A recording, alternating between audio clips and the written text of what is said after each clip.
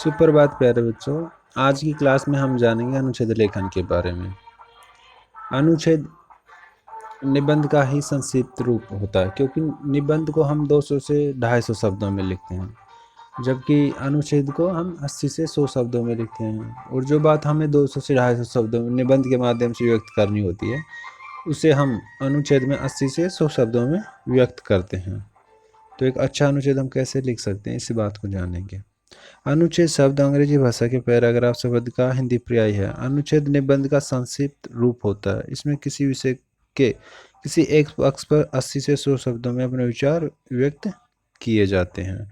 तो अनुच्छेद जो शब्द है उसे अंग्रेजी में हम पैराग्राफ कहते हैं, और जो अनुच्छेद लिखा जाता है वो 80 से 100 शब्दों में लिखा जाता है। इसकी जो शब्द सीमा होती है 80 से 100 शब्दों में होती है। और अनुच्छेद एक तरीके से क्या है, निबंध का संक्षिप्त रूप है।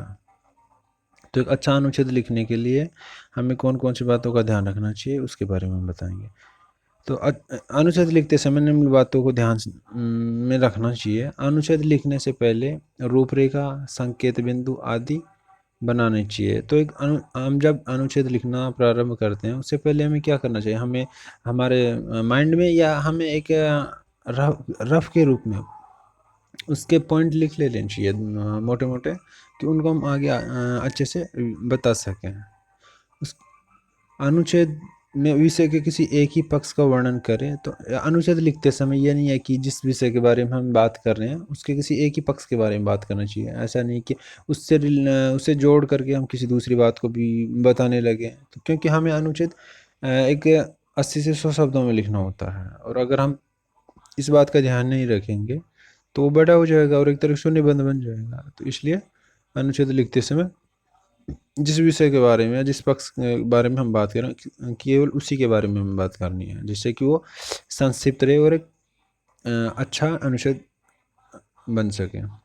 अनुच्छेद की भाषा सरल, स्पष्ट और प्रभावशाली होनी चाहिए। जो हम अनुच्छेद लिखेंगे उसकी भाषा कैसी होनी चाहिए, सरल होनी चाहिए। उसमें किसी भी प्रकार के अस्पष्ट शब्द नहीं होने चाहिए, या ऐसे शब्द नहीं होने चाहिए जो बात को उलझाने वाले हो। और भाषा ऐसी होनी चाहिए कि जो पढ़ने वाला है उसके ऊपर प्रभाव डाल सके। क्योंकि जब हम अनुच्छेद लिखेंगे तो उसमें अगर ऐसा होगा कि उसके शब्द एक तरीके से अटपटे होंगे या संदिग्ध होंगे, जिससे कि एक ही शब्द के दो दो अर्थ जा रहे हों, तो उससे पढ़ने वालों को एक तरीके से क्या बोरियत महसूस होगी, और उसे उसमें पढ़ने में रुचि नहीं रखेगा। इसलिए उसके शब्द कैसे होनी, उसकी भाषा कैसे होनी चाहिए, सरल, स्पष्ट और प्रभावशाली होनी चाहिए।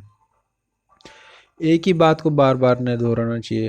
अनुच्छेद में इस बात का ध्यान रखना चाहिए कि उसे लिखते समय हम किसी बात को एक तो कम शब्दों में और प्रभावशाली तरीके से कहना चाहिए। एक ही बात को बार बार नहीं लिखना चाहिए, क्योंकि उससे जो उसकी शब्द सीमा है वो कम होती है। और अगर हम एक ही बात को कई जगह लिखेंगे तो उससे क्या होगा, उसका रूप बड़ा हो जाएगा। तो वो भी एक अच्छी बात नहीं है कि किसी बात को बार बार लिखें।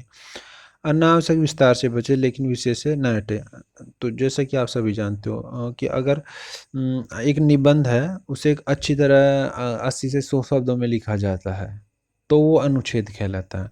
और अगर एक अनुच्छेद है, अगर उसमें अनावश्यक शब्दों का प्रयोग किया गया है या उस अनेक विषय के बारे में बता दिया गया है तो एक निबंध हो जाएगा, वो अनुच्छेद नहीं रहेगा। तो इसीलिए अनावश्यक विस्तार से बचना चाहिए, जिससे कि वो निबंध ना बन सके। वो अनुच्छेद है तो अनुच्छेद ही रहे, और जिस विषय के बारे में हम बात कर रहे हैं उसी के बारे में उसमें हम बातें करें।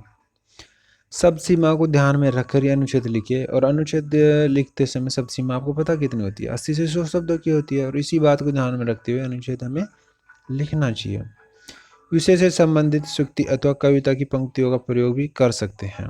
तो जब हम अनुच्छेद लिखते हैं तो अनुच्छेद लिखते समय ये होता है कि जो सबसे पहले हम उसकी भूमिका की बात करते हैं, फिर उसकी विषय वस्तु की बात करते हैं, और अंत में हम उसकी उपसंहार की बात करते हैं। तो उसमें हम लिख सकते हैं लोकोक्तियाँ लिख सकते हैं, उसमें हम सूक्तियाँ लिख सकते हैं, उसमें हम दोहे लिख सकते हैं, या हमारे मन में कुछ ऐसी लाइनें हो वो भी लिख सकते हैं।